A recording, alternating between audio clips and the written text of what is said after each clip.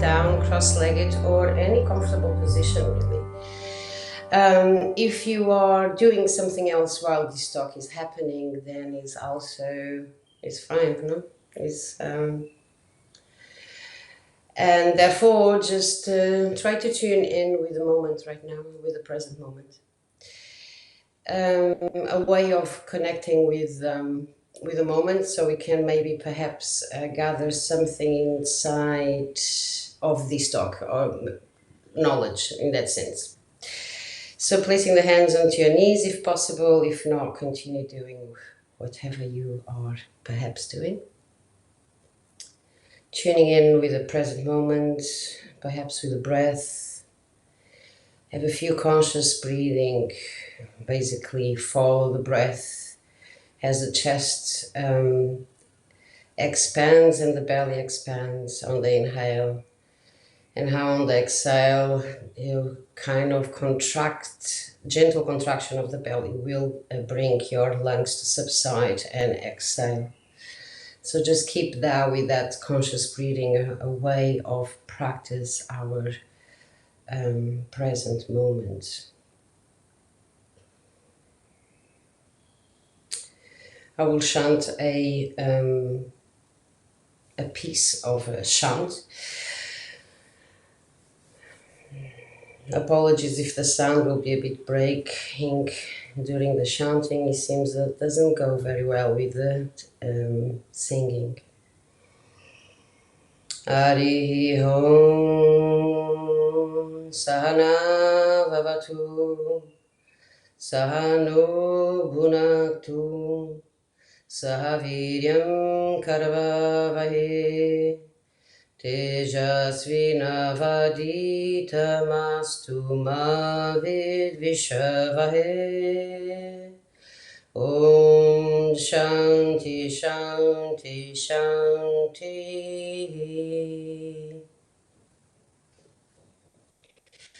Starting with this talk, hello, it seems some more people appeared. So today we're talking about Ayurveda. Ayurveda is a medicine system which has a holistic approach to disease. So Ayurveda, for them, they look at disease at the body level, at the sense level, the sensory level, at the mind level, and the soul level. So they will look at those different levels differently from the Western medicine.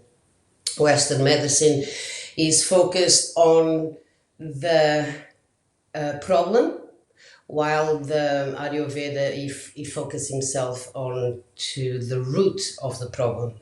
So instead of like, I have a headache, I'm going to take a pill to erase my headache, Ayurveda will look at, right, you have a headache, let's see what are the imbalances in your body, in your shashira, that will create that headache and therefore cure the disease from the root.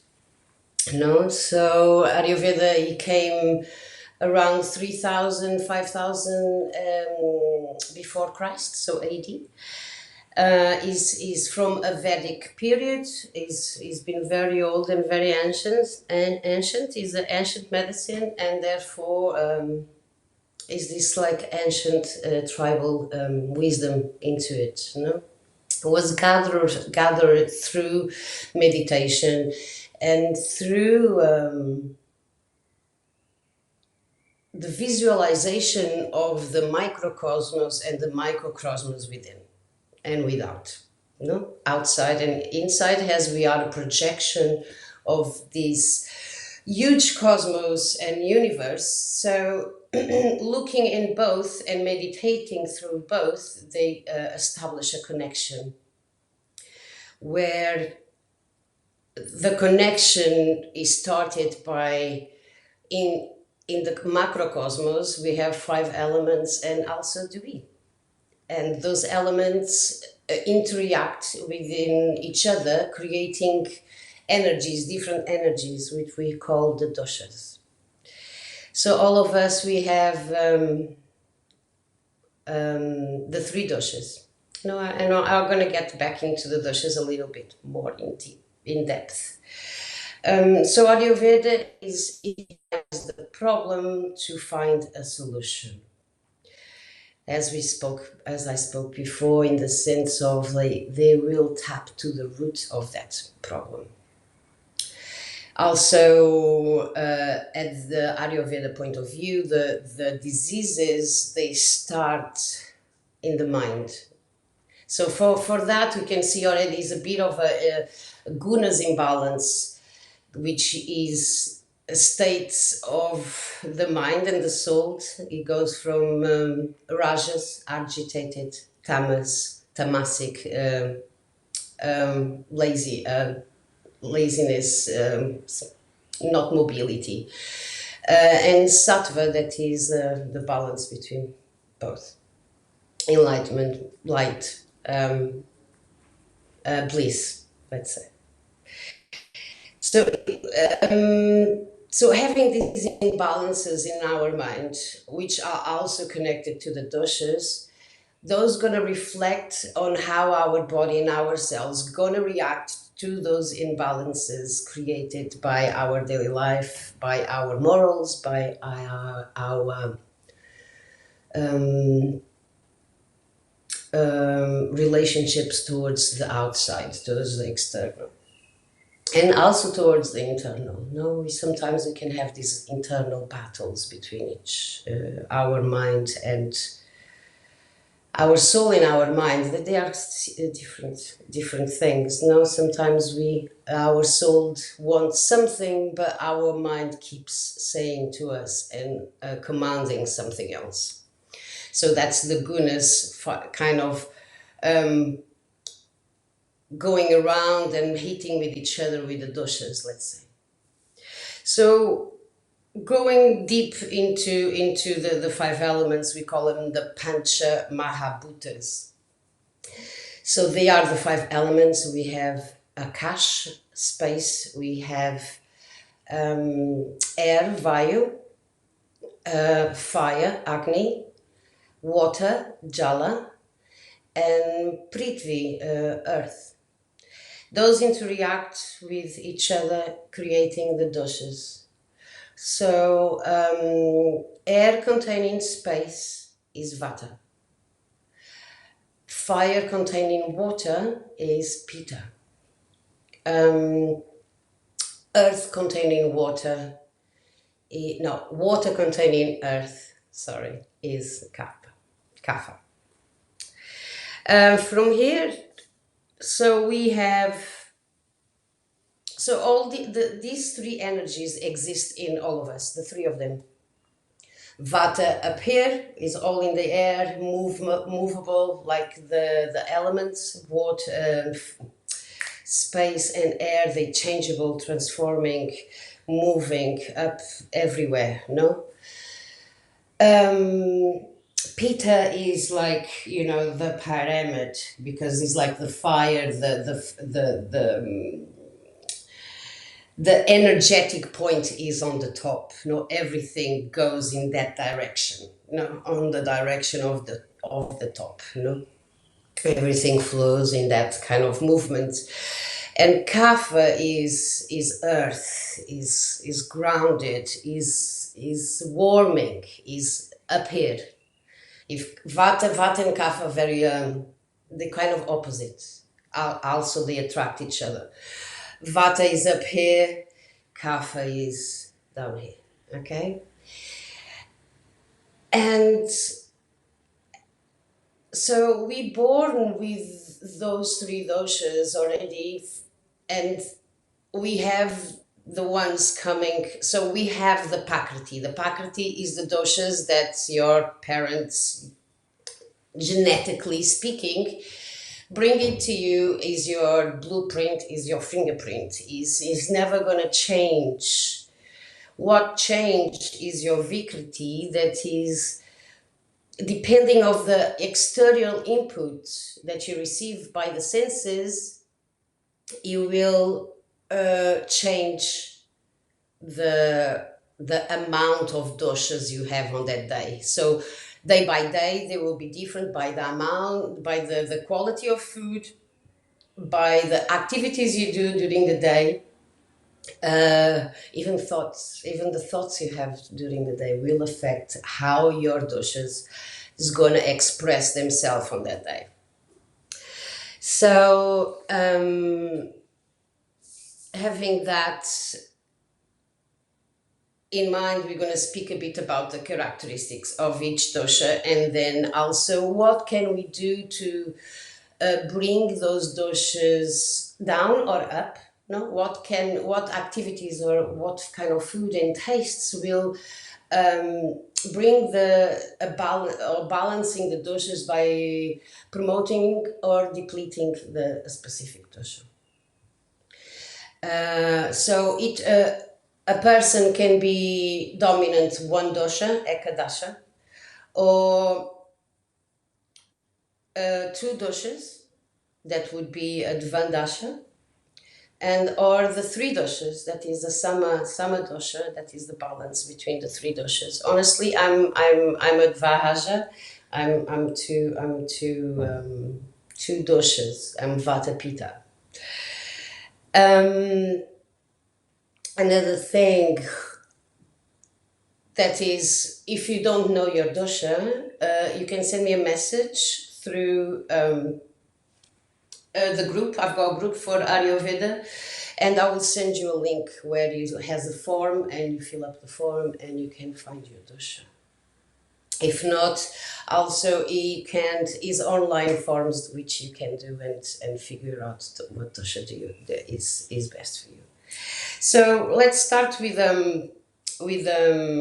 elements, kind of characteristics. So, and you can engage with me, like I'm saying now space, and you can type space has this quality. I see it that way. For example, space expansive. It's expansive. It's got infinitive like dimensions. It goes everywhere. It can be going everywhere. Is a subtle. You can't really see it. You can't touch it. Is slim, is standard, is like very subtle kind of energy. A bit similar with air. Air also, it flows everywhere. It doesn't have a specific orientation unless the wind comes and take it to a specific place. So it's like windy movement. It's clear. It doesn't have you can't see it. Is dry. When there's a lot of wind, you feel your mouth dry, things dry up, the trees, the water around dries. It can be erratic. It's always moving from different places. So what that's gonna say to us for a person that is a vata dominant, they have space and air as the main dosha. So will be a person that is very sociable. He speaks with everyone, he likes movement. Movement for them, they're going to be drawn towards things that Vata is, like movements.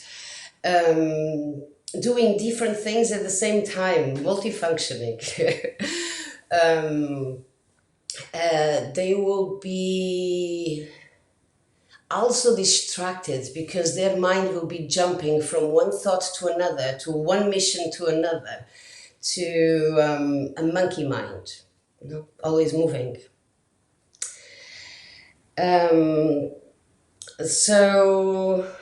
So in terms of skin, for example, because the air is dry, they will have a dry skin. They would have a dry eyes, for example. Their teeth will be erratic, for example. They were not gonna, unless you go to the dentist, okay. But if not, the teeth are erratic, the eyebrows, they go everywhere, the hairs, they tend to have long limbs, very long limbs. They very good on socializing. They are natural sociable people, and they tend to have a very creativity, very touched with their creativity as well. So now going to Agni. Agni, I'm going through elements and their corresponding doshas. No? So going through Agni. Agni is hot, sharp, burning, light, luminous. No? It's penetrating when it's warm weather. You feel it, and you feel it everywhere in your bones. No? Mainly if you were in a just coming out of cold, you kind of feel like penetrating everywhere. As we mentioned as well before, it is ascending. It goes in that direction of to hit the tip of the mountain. The water is fluid, is heavy, is completely opposite from fire. Let's say, no, you put fire and water together, they would supposedly to um, um, kind of take each other out. No, so I missed the word over there. But in the sense of the water here with the fire is actually containing the fire, so it doesn't burn itself out. You know? Is helping a Pitta person to contain this fire in a way that the metabolism that starts to work so much that will burn the person out. So a Pitta person is pointed minded. They will be focused. They choose their direction where to go to reach their goal.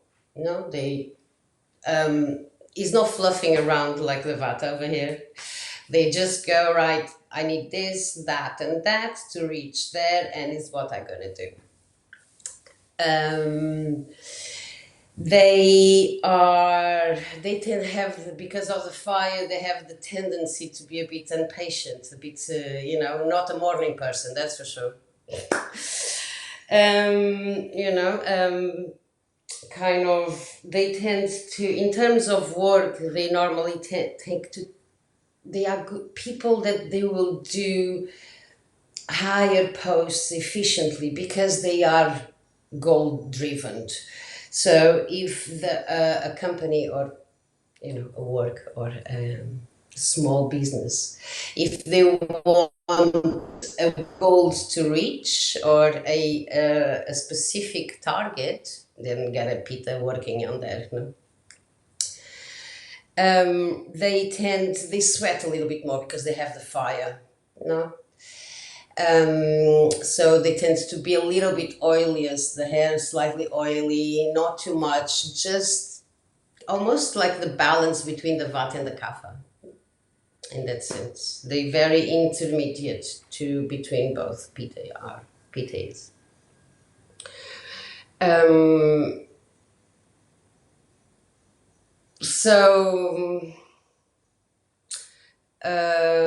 So I was trying to see if what else I can say about Pitta. I'm sure there's more I will continue while I'm remembered. I will say in the middle of the talk. So moving to the last dosha, and also as I spoke a bit about water already, fluid, heavy, stable. Let's say, unless it's a current, it doesn't really go. Is wet, is cold.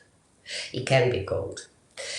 Earth is stable as well. So we have two stable elements here for Kapha. They can be quite similar, but one is fluid and the other one is earthy. No? So earth is thick, is dense, solid, is everything that grounds you down. So a Kapha person will also not be a morning person, but mainly because they will take a bit of time to get up. Not because the Pitta person will be like, don't talk to me, don't say anything to me right now because I just woke up. A Kapha will be like, I'm going to be in bed for another 5-10 minutes. I'm going to relax here. They're going to take a bit of time to keep going or, to start their day, to start their journey. They tend to have bone structure broad and compact, let's say. We tend to say that kapha has the hands of shovels because they are strong on the joints, strong on their bone system, which makes them not to be so flexible, but they will be strong on their joints. They tend not to go too much into injury because they have really strong structure, if not imbalanced. Their skin is quite oily, unfortunately, they say, but also prevents them to have wrinkles. Vata will be the opposite. It's dry, it's got wrinkles everywhere. Sorry. But I have to keep a bit of environment here. Okay. What else? Kapha. Kapha are grounded people. So, for example, Kapha and Vata have a tendency to connect to each other because they're opposites. No, so they complement each other. Pitta with Pitta, they tend to like, oh, you're too much for me right now. But the doshas also change through time. But one day you can be okay.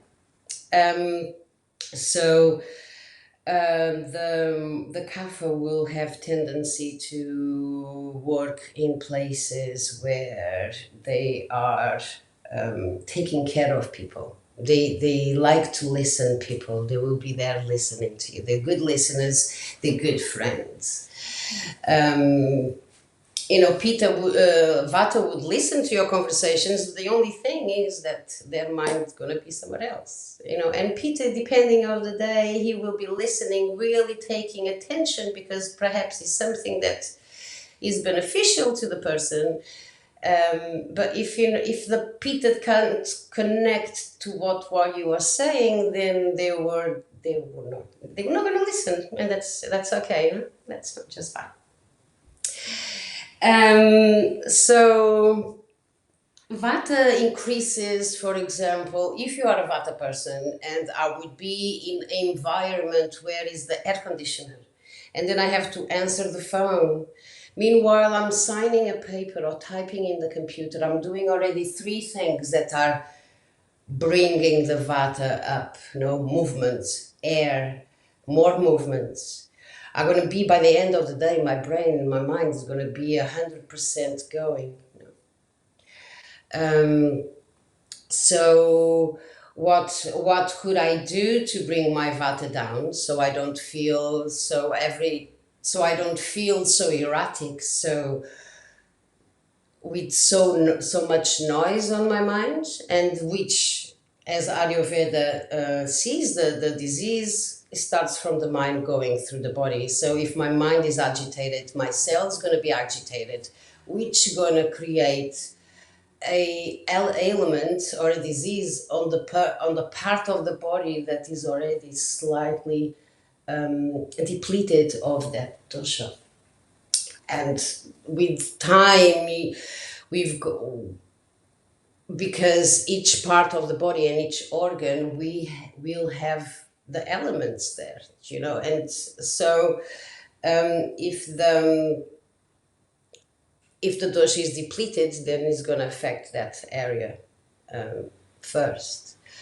So Vata is the space and the air between that exists inside of our body, So even the space inside the bones will be Vata.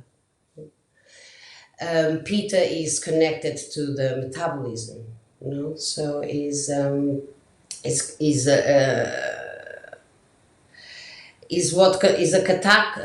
catabolism and an anabolism. It creates and destroys cells, and also is connected a lot with our digestive system, the acne.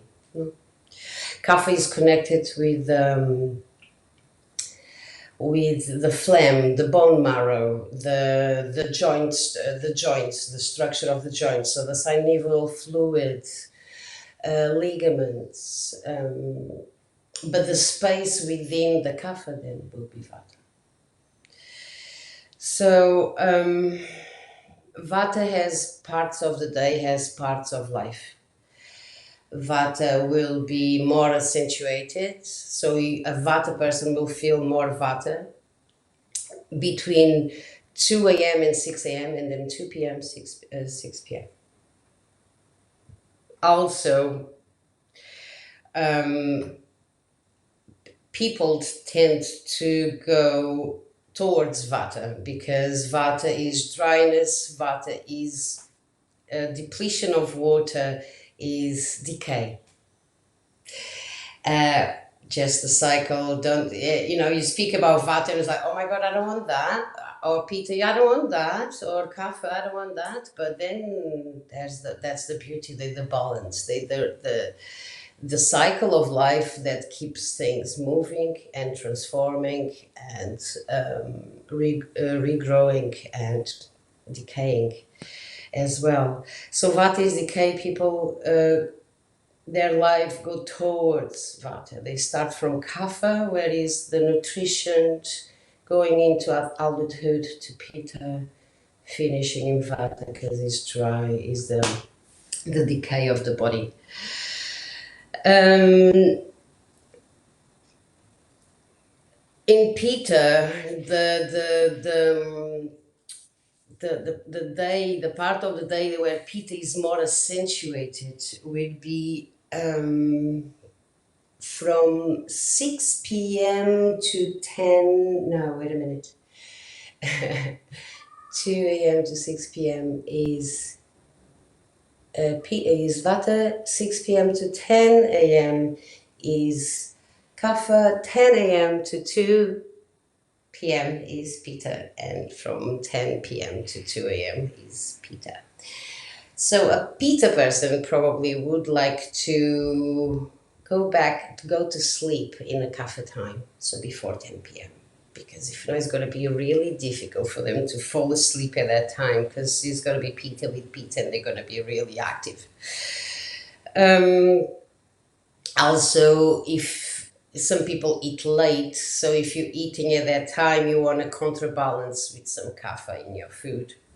That will be grounded, like root vegetables, for example. Oily food like salmon.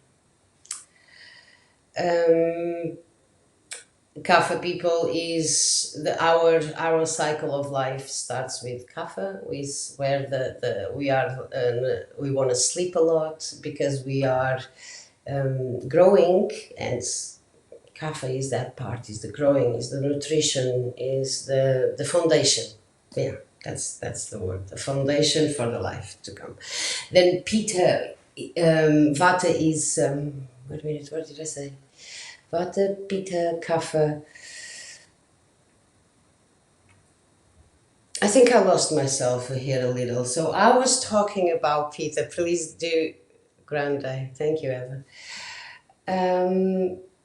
I was talking about Pitta, that's right. And Pitta is adulthood driven, is where everything happens. You go to school, you take your diploma, you get a job, what normally people will do, have a child, have a house, they have full of energy driven to those kind of goals. And that's why the Pitta comes from. So a Kapha person is then from early age, and also is the early morning and the early evening, end of evening, early night. That will be from 6 a.m. to 10 p.m. and then from 6 p.m. to 10 p.m. So taking that, let me see, what else do I have to say about, the tastes. All this was going about the tastes. Another thing I would like to mention, even though we can have certain connection with certain dosha, when we normally have connection to the opposite dosha that we are.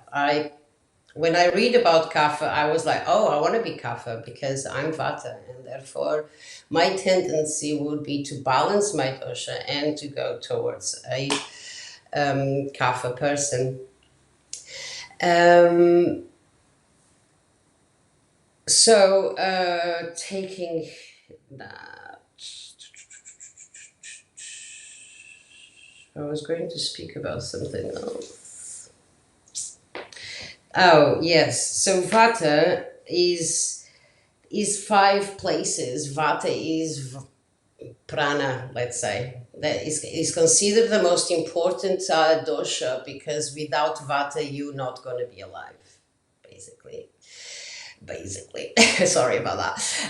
Without the Vata, that is the vayus, the air, that is we have the prana vayu, apana vayu, samana vayu, uddiyana vayu, and vyana vayu, all the body. Without those vayus, that they are pranas, different types of pranas. Without that, the body would not exist. You would be dead, and therefore Vata being considered the most important dosha.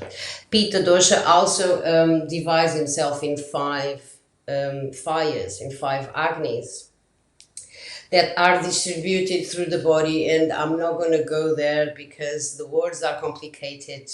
So just think that we have fire in the stomach, we have fire in the chest, eyes, and it goes through different parts of the body.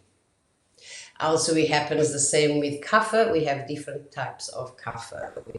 We have kapha in the ears, we have kapha in the joints, we have kapha as well in the stomach, tongue, chest. So I'm going to tap a little bit on, for example, a deviated vata. If my vata was too much up here, going everywhere, talking a lot, my mind very busy, and I could just say to myself, I'm going to stop.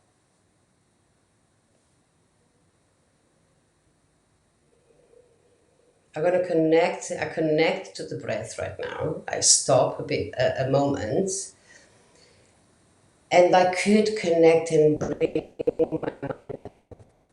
I could bring that pause that is promoting kapha.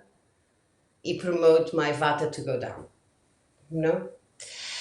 If you do yoga practices, a good way of bringing your vata down while in practice will be to do less expansive movements, be more grounded. Also focus in your practice instead of looking to other people.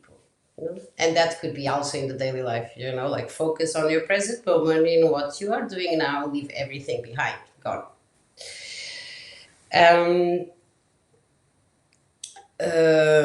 Also, another thing that would allow to bring vata down would be to eat sweet food, sour or salty.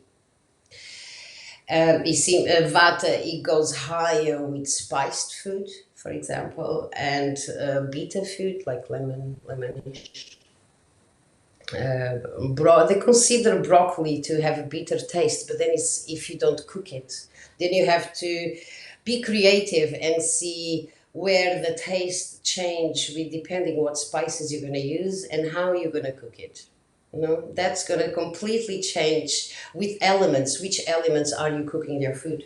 With water, or you doing with air? With vapor. Are you cooking with fire?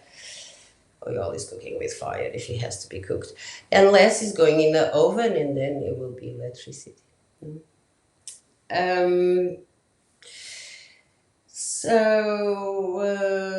I was on vata. Okay, pitta, what can I do to bring my pitta down?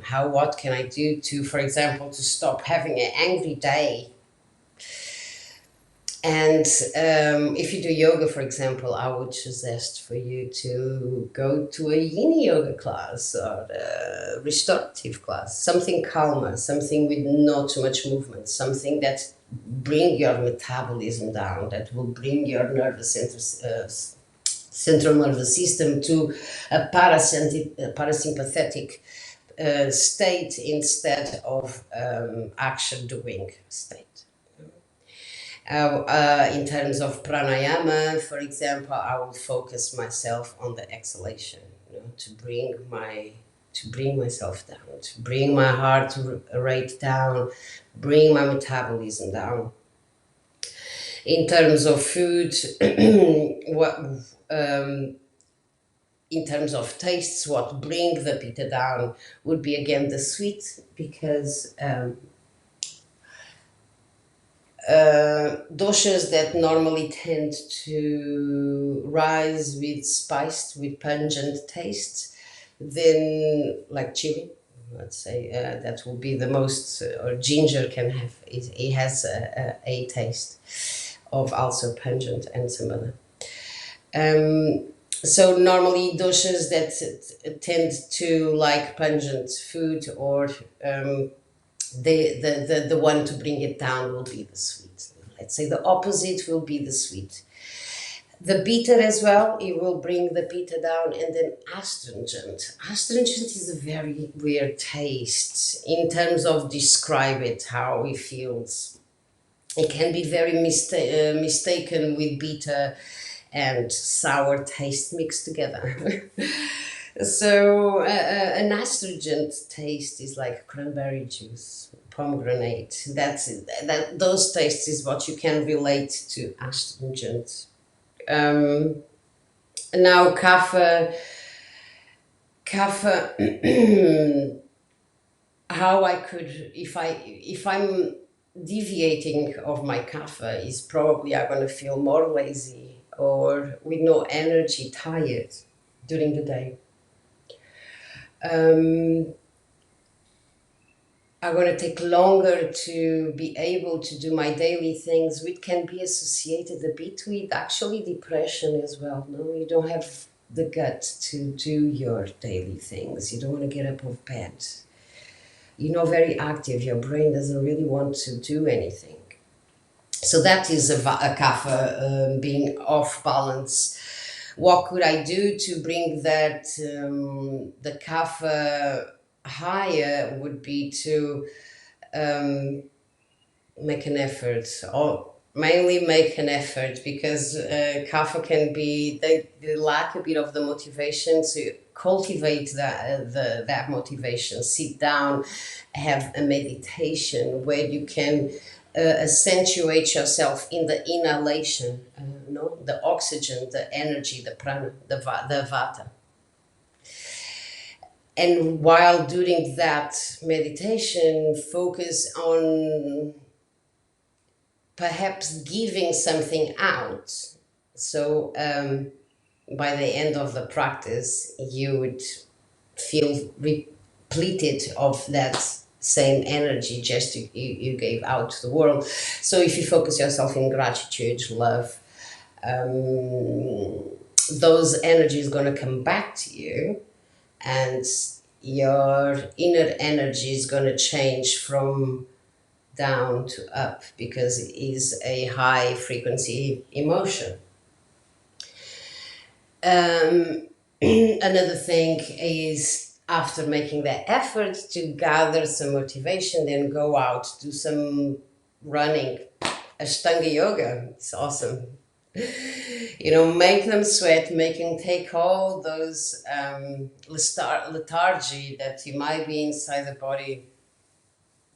In terms of tastes, type of taste that will be beneficial to rise the kapha if they are depleted would be the sweet, sour. That is the opposite of vata. So what brings vata down? That will be sweet, sour, and salty. Will bring kapha up, because they're opposite. So if I bring my kapha down with pungent, bitter, and astringent, that means that's going to rise my vata. No? So if my kapha is too high, which will make me feel lethargic, how about have like a chai, make a chai with pepper, but include the pepper inside, the ginger, the masala chai. Eat spicy food. The spice brings Agni brings fire, activates the body, activates the mind. What I wanted thinking, what I wanted to bring to you with this talk is how our self knowledge, our self knowledge about our body and our mind and our souls is self healing. We tend to go to use conventional approaches to heal our bodies, and there's nothing wrong with that. But you can give aid on how to start to recognize these different energies and say, right now, oh, okay, now I'm Vitas, I'm Peter, so I understand where this emotion or this thought or this action is coming from, because this is my blueprint or your blueprint. So that recognition, it gives you like an opportunity to say, I understand where it's coming from, now I can do something about it. And it becomes quite interesting. And you might become a freak like me that goes in the middle of the road and walking, looking at people and their characteristics on Pitta, Vata and Kapha, and you say, oh, I understand why is that. And there's no judgment here. It's not judgment. It's pure knowledge to pure understand what's going on, what's the reality of it, what can we do, or what, in terms of a teacher, what can I provide to the other person now that I have this knowledge? How can I change their practice? How can I advise on a type of diet? In terms of diet and tastes, keep reminding yourself that tastes change depending on what you're gonna use. So, for example, if I say the broccoli is bitter, is in that raw form.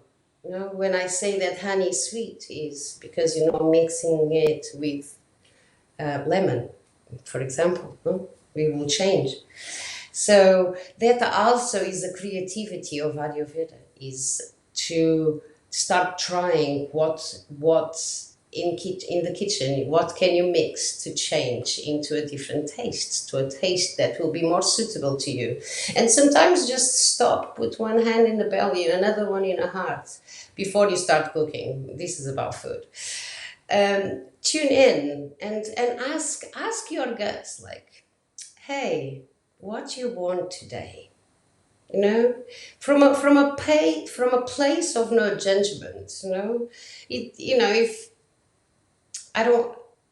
If your gut say, today I want a little bit of fat and I want a little bit of sweet, but you question and you say, like, is really what you want? Is that, like, really tap into your deep connection with yourself and with your prakriti, with your doshas, with your blueprint. And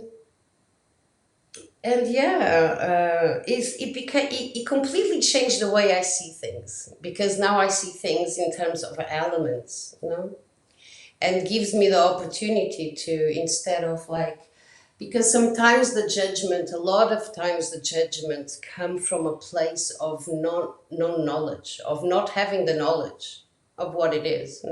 So you judge because you don't have an answer for that, or you don't experience yet, and therefore it is a judgment there. So when having where to trace things to their origin, then it's just that pure form. It's nothing for you to judge there.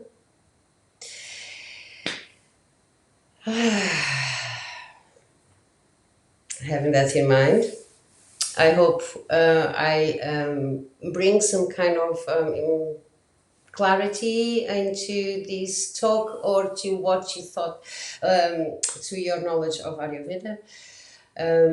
I wish this could be more dynamic, because the dynamics between communities helps a lot to us to be able to memorize things, connect with each other. It's all about it's connection. We need connection. We need connection with our doshas, with our gunas, to also understand them, where they go and where they stay and where they're going to come. I will gonna leave you this morning, for going ready to your lunch, or dinner, or just the middle of the day, actually, no. I will be very thankful and grateful if you could leave a donation or a feedback.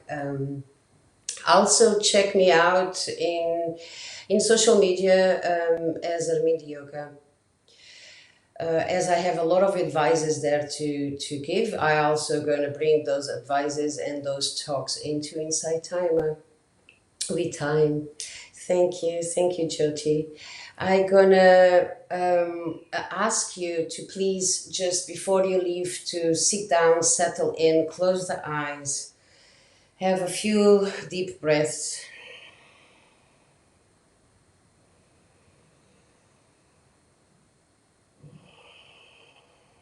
Bringing the hands into prayer, bringing the thumbs touching the sternum, deep inhale, and exhale, bowing towards your hands, towards your sanctuary, towards your uniqueness.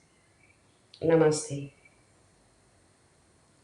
Wish you a good day. Bye-bye. Any question, once again, any questions, please just drop me a message.